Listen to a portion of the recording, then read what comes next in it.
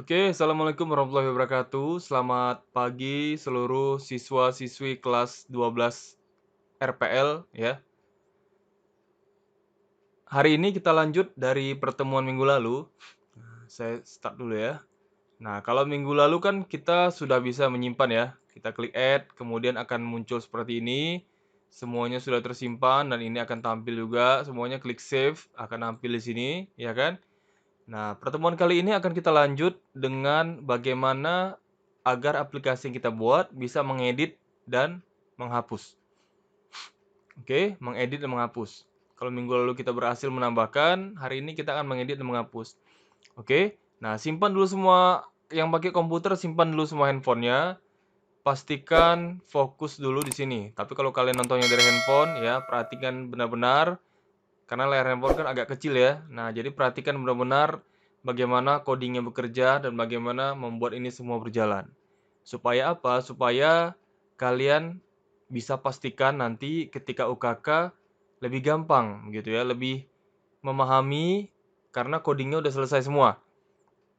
Nah, mudah-mudahan kalian selamat lah nanti setelah mengikuti semua ini di UKK nanti ya. Oke. Nah, bagaimana cara melanjutkannya? Perhatikan. Ini saya stop dulu. Oke. Nah, tentu saja kita kan sudah punya ya tombol edit dan tombol delete. Nah, tombol edit ini Bapak kasih nama BTN edit, tombol delete Bapak kasih nama BTN delete. Oke. Nah, kemudian selanjutnya bagaimana? Perhatikan. Ketika kita ingin mengedit, ya, lihat ketika kita ingin mengedit, codingnya letak di mana? Nah, karena pada saat edit berjalan, maka tentu saja codingnya letaknya di sini. Ya, saya double klik. Nah, untuk mengedit, kalian bisa menuliskan coding seperti ini. Nah, Bapak jelaskan dulu ya. Nah, pada saat tombol edit diklik, ya pada saat tombol edit diklik, klik sekali, maka coding ini akan berjalan. Nah, perhatikan bagaimana codingnya bekerja. Yang pertama, tentunya frm data siswa add.show. Nah, ini dia. Dia akan membuka ini, ya kan? Kan dia mau mengedit, pada saat mengedit kan terbuka di sini. Data-data yang ada di data grid view di sini kan akan berpindah nanti kemari. Nah, nanti kan kita edit nanti yang mana, kemudian klik save, baru selesai kan begitu. Nah, bagaimana itu bekerja? Lihat ya. Nah, tentu saja dia akan menampilkan dulu form data siswa add. Di show-nya dulu, ditampilkannya. Kemudian dia akan mengatur supaya si FRM siswa masuk ke dalam menu utama. Masuk ke dalam menu utama itu maksudnya seperti ini ya. Nah, klik start. Nah, ini klik misalnya saya edit. Nah, data ini kan harus berpindah kemari. Oke. Nah, maksudnya masuk ke menu utama itu dia seperti ini. Dia nggak bisa keluar ya. Nah, dia ada di dalam sini. Terkurung dia dalam sini. Ini namanya parents ya. MDI parents-nya si menu utama ya. Data siswa ini sebagai child atau sebagai anak dari si menu utama. Makanya dia masuk ke dalam induknya ini. Dia nggak bisa keluar-keluar. Nah, paham ya? Nanti form-form lain juga dibuat harus seperti itu. Nah, setelah dia tampil, kemudian masuk ke menu utama sebagai anak, ya, menu utamanya sebagai induk, maka lihat, ini adalah coding bagaimana cara memindahkan data dari data grid view ke dalam text box. Contoh, ini, saya klik edit. Nah, datanya kan pindah ya. Data NISN ini kan nggak nampak, memang sengaja disembunyikan. Nah, NIS 1002 ini akan pindah kemari, Android Dev pindah kemari, kode kelas pindah kemari, ini nanti terbaca otomatis. Nah, alamat siswa semua pindah kemari. Nah, bagaimana cara membaca isi data grid view, isi data tabel ini, supaya dia bisa kita pindahkan kemari. Nah, kita pakai coding yang tadi. Ya, tentu saja lihat. Kita buat dulu alamatnya. Ya, kalau mau memindahkan sebuah data ke dalam form lain, kasih tahu dulu alamat yang jelas. Form apa, tools apa, kemudian properti apa. Nah, kita mau memindahkan data NISN ke dalam teks NISN yang ada di sini. Nah, caranya lihat. Ini saya jelaskan pelan-pelan ya. Kalau kalian rasa kecepatan, silahkan kalian aktifkan fitur yang ada di YouTube itu untuk memperlambat video. Kan itu kan bisa setengah kali atau 0,75 kali. Kalau kira-kira kelewatan masih belum paham, ulangi videonya pelan-pelan, perhatikan. Nah, lihat. Nah, kita mau memindahkan data grid view yang ada di kolom 0 ke teks NISN. Nah, perhatikan ya. Penulisannya seperti ini. Lihat, ini untuk membaca isi dari data grid view. Maksudnya apa? Lihat. Nah, rows ini kalian nggak usah pikirkan, aduh Pak, apa ini current cell, row index, cell 0 ini nggak usah kalian pikirkan. Ya, nggak usah kalian pikirkan. Yang kalian perlu pantau adalah angka ini. Angka ini 0, 1, 2, 3. Nah, angka apa ini, Pak? Ini adalah angka nomor urut kolom. Oke, nomor urut kolom. Nah, kita lihat ya. Kita lihat di sini. Nah, ini kan ada kolom-kolomnya. Nah, dia ada nomor urutnya. Nomor urut 0 adalah NISNS, nomor induk nasional yang kita sembunyikan. Ya kan? Loh Pak, maksudnya kok tersembunyi gimana? Nah, tersembunyi itu artinya di sini, lihat. Nah, ketika kita buka data siswa, lihat. Kolom 0 visible-nya saya buat false. Ya, ditampilkan tabel. Di form data siswa ditampilkan tabel. Kolom 0-nya saya buat false, makanya kolom 0 itu yang berisi kode NISN itu tersembunyi. Kalau kalian mau true kan, matikan aja codingnya supaya tidak terbaca. Nanti dia akan tampil seperti ini. Nah, tampil ya NISN-nya. Kalau tadi kan tersembunyi kan. Nah, oke. Nah, NISN ini adalah kolom 0. Dalam pemrograman, seluruh data itu dimulai dari 0. Nggak ada dari 1 ya, dari 0. 0, kolom 1, kolom 2, kolom 3, kolom 4, kolom 5, kolom 6. Ya, sampai kolom 6 aja. Oke. Nah, ingat nama-nama kolomnya keberapa. Nah, sekarang kita tinggal pindahkan datanya ke dalam sini. Ya, jadi ketika tombol edit diklik, dia akan pindah, lihat. Nah, berarti pada akhirnya FRM data siswa add, nah, NISN teksnya menjadi apa? Menjadi apa yang tampil di kolom ke-0 di DGV table atau di grid view. Itu maksudnya ya. Berarti teks yang ada di kolom 0 tadi akan pindah ke txt NISN. Oke, nah kemudian selanjutnya, ya misalnya seperti ini. Kalian mau memindahkan txt nama. Seperti ini ya, lihat. Kalian mau memindahkan txt nama. Ini, txt nama ini. Ke dalam sini. Saya edit. Nah, kalian mau memindahkan ini. Misalnya sini, tabah kasih ke dalam sini. Pak, gimana caranya membaca ini? Tabah kasih ini dipindahkan teksnya kemari. Nah, ini artinya kan kita harus membaca dulu. Nama ini ada di kolom keberapa? Ya, di DGV table ini. Nama ada di kolom ke-012. Nama ada di kolom kedua. Ya. Nah, maka untuk mengisi txt nama ini, txt nama harus kalian isi dengan teks kolom kedua. Nah, makanya lihat txt nama ini harus diisi oleh kolom kedua. Ya, nggak perlu baca Pak, current cell, row index-nya apa, pening kepala, nggak usah. Tampilkan atau pantau saja ini angka yang ini. Ini ada di kolom keberapa. Jadi txt nama ada di kolom kedua ya. Kelas ada di kolom ketiga. Alamat ada di kolom keempat. Nomor telepon ada di kolom kelima. CBSPP ya, kode SPP itu ada di kolom ke-6. Ya, itu cara bacanya. Oke. Nggak sembarang kopas pada saat UKK, kalian harus paham juga. Siapa tahu nanti beda, siapa tahu nanti ada perubahan dan lain-lain. Oke, paham ya? Sampai sini bisa ya?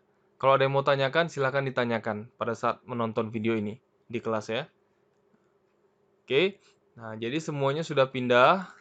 Kita lihat, kalau saya tutup pun ini, misal data Kevin Luther.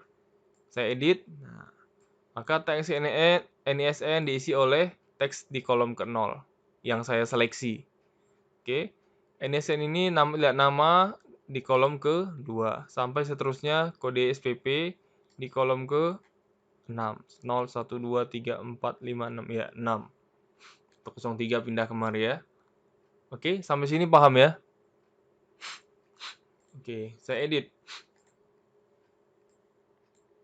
Oke, Pak, ini kan kode kelasnya sudah dipilih 103, kok teksnya nggak muncul? Padahal pada saat kita menambahkan, harusnya ini kan muncul. Pada saat diedit, kok tidak muncul? Perhatikan. Kemunculan ini, ya, lihat, dia muncul pada saat kapan? Pada saat kapan dia muncul? Tentu saja pada saat di indeksnya terselect atau isinya kita select. Ini namanya isinya kita select. Nah, sedangkan pada proses edit, klik. Nah, ini kan nggak kita select. Otomatis sudah muncul sendiri. Beda pada saat kita add, ini kan kita select dulu. Ya kan? Pada saat edit, kita nggak menyelect. Ya, nggak ada kita seleksi. Teksnya sendiri, ya teksnya yang berubah sendiri. Dari 0 menjadi 103. Kan berubah sendiri ya kan? Pada saat diedit kan berubah sendiri. Nah, makanya kodenya, lihat. Kodenya ini hanya berjalan untuk mengisi tadi. Lihat ya, handle. Nah, handle-nya hanya berjalan pada saat CBU kelas di-select. Di-select isinya. Select index. Index itu maksudnya isinya. Isinya ya. Nah, kode ini untuk mengisi si nama kelas tadi hanya berjalan pada saat di CBU index. CBU kelasnya di-select. Nah, Pak, kita mau berjalan juga. Jangan hanya pada saat di-select saja, tapi pada saat teksnya berubah juga harus terisi juga. Nah, jadi kita nggak perlu pusing, tinggal tambahkan koma saja. Koma, perhatikan ya, perhatikan pelan-pelan. CBO class dot text change. Oke. Nah, ini kan kode untuk mengisi nama kelas tadi. Ya, kalau misalnya kita pilih 103, muncul dia tadi RPL apa berapa dan sebagainya seterusnya gitu kan. Nah, jadi kita mau kode ini berjalan atau kelasnya muncul pada saat CBU kelas diselect atau dipilih isinya dan pada saat CBU kelas teksnya berubah. Berubah itu maksudnya pada saat diedit tadi ya, dari 0 menjadi 103 misal. Oke, sampai sini paham ya? Kalau nggak paham, tonton videonya lagi, mundurkan dikit, ulang lagi. Kalau masih tidak paham juga, silakan tanya Bapak di depan. Oke, nah jadi dia akan berjalan pada saat, tidak hanya pada saat diselect atau dipilih, juga berjalan pada saat teksnya berubah. Oke, perhatikan ya.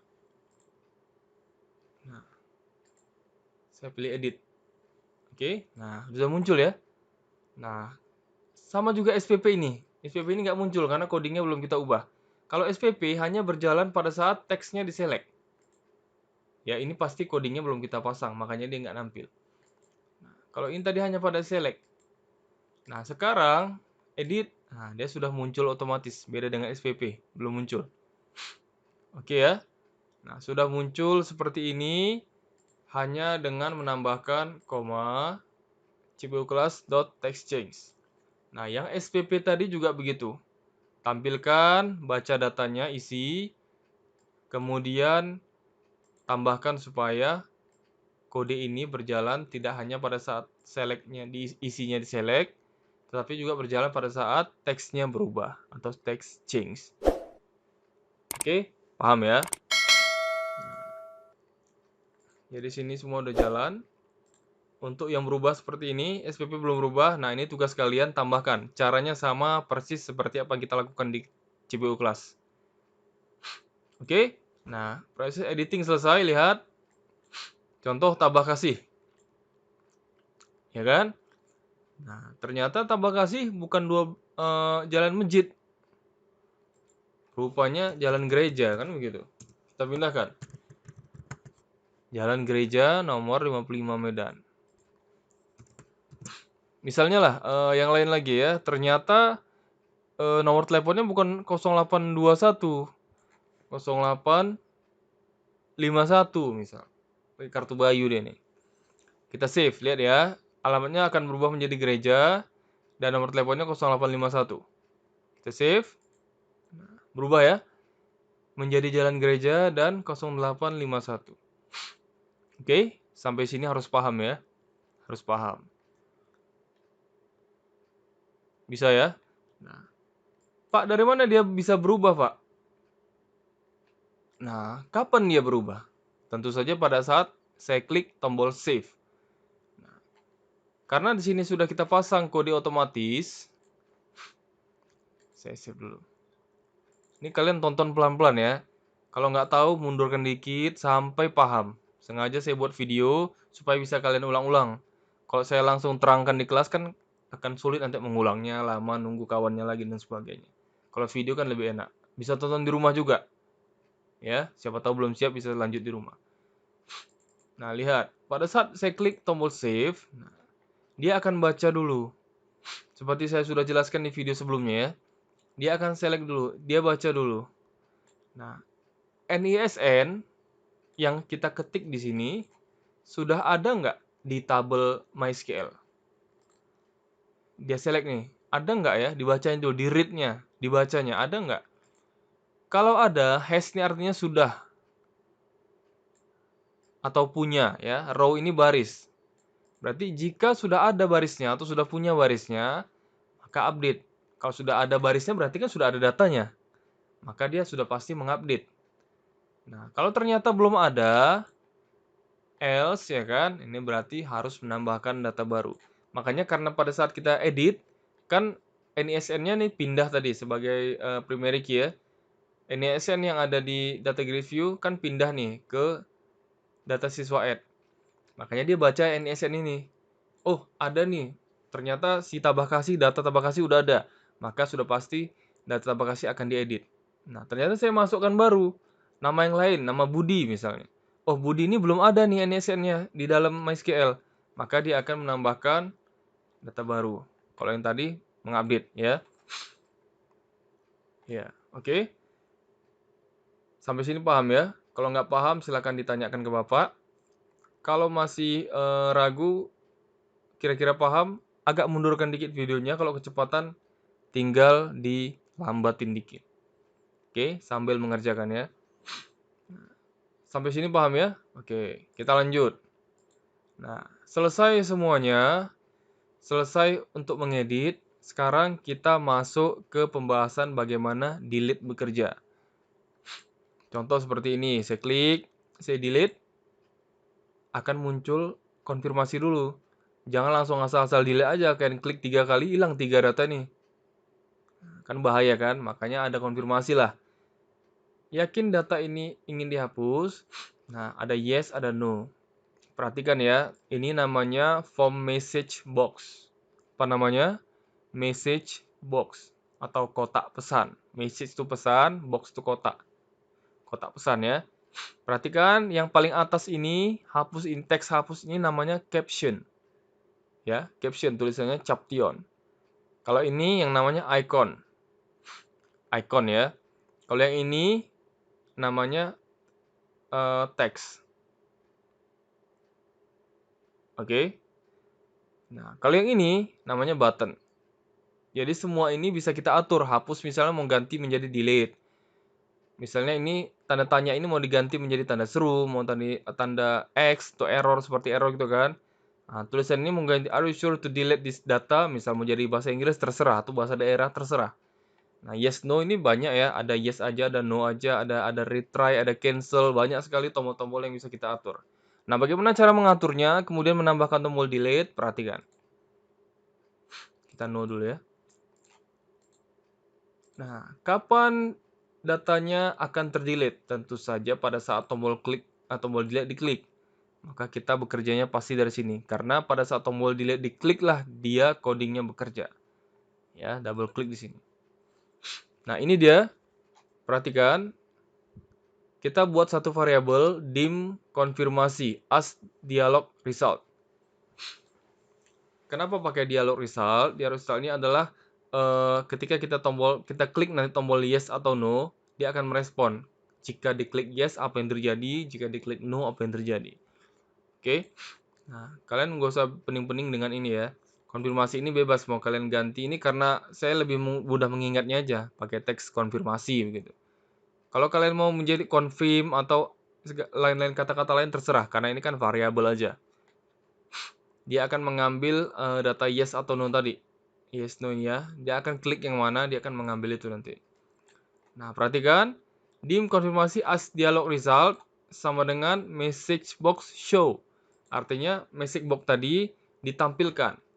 Nah, lihat ini teksnya, yakin data ini ingin dihapus, ini teksnya bisa kita atur. Nah, koma, perhatikan ada caption. Caption tadi yang di atas ya, hapus. Teks hapus ini kalian mau ganti delete, bebas. Kemudian kalian koma lagi, akan muncul button. System Windows Form ini, nggak usah pening di sini ya. Yang penting ini button. Buttonnya mau apa? Ada banyak sekali button. Ada yes, no, ada retry cancel, ada OK, ada about, retry ignore, ada yes, no, cancel, dan lain-lain. Nah, karena ini hanya pertanyaan, cukup yes, no saja.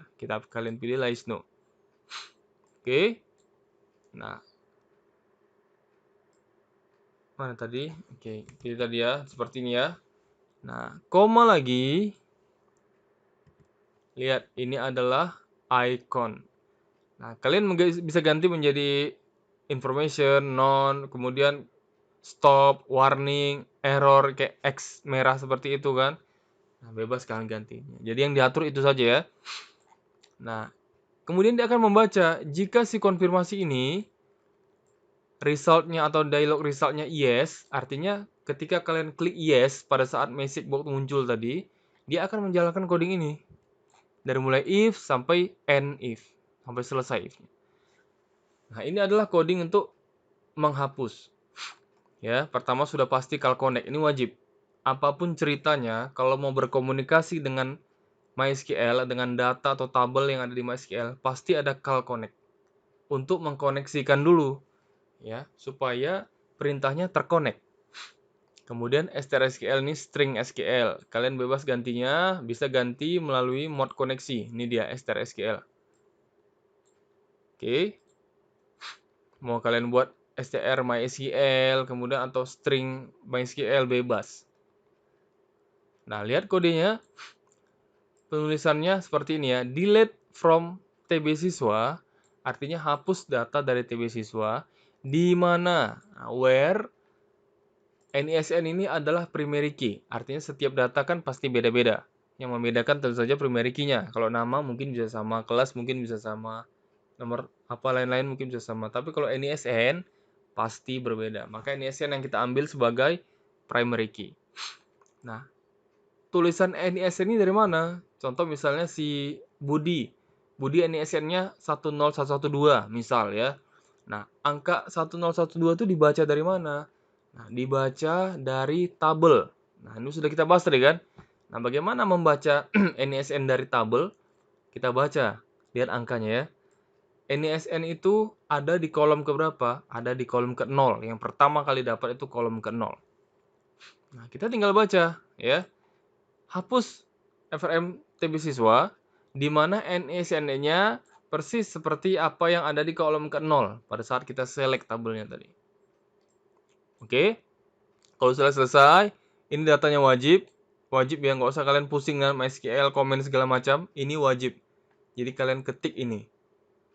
Paham ya? Nah, coding hapus sampai sini aja, 4 baris saja.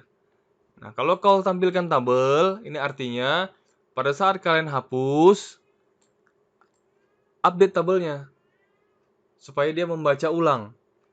Supaya kalian data yang sudah kalian hapus akan hilang dari data grid view. Supaya dia membaca ulang tabel di MySQL gitu. Dia akan update dan terbaru. Kalau ini kalian hapus, ketika kalian mendelete, ya kan, menjalankan perintah ini, di MySQL itu datanya hilang. Tapi di VB, di data grid view, belum hilang. Maka kalian panggil ulang, kalian tampilkan ulang datanya supaya dia membaca ulang data dari MySQL. Paham maksudnya ya? Kalau nggak paham silakan ditanyakan. Oke. Jadi kita start. Lihat, data siswa, contoh ini saya hapus. Delete. Akan muncul ya. Ada captionnya, ada ikonnya, ada buttonnya, ada teksnya.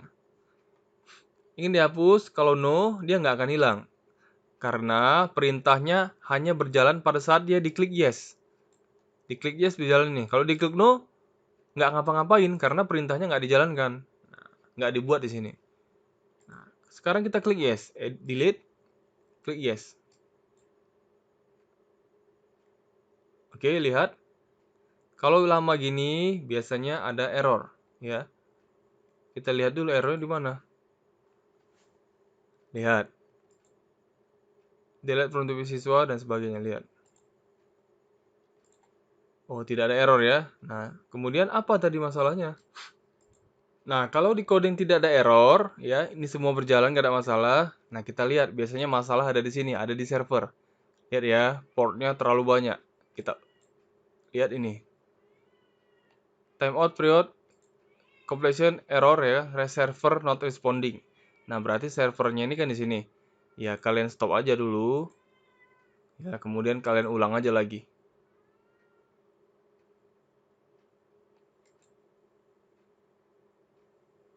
Oke. Nah, kalau udah running semua, tinggal kita jalankan ulang ya. Kita stop dulu, jalankan lagi.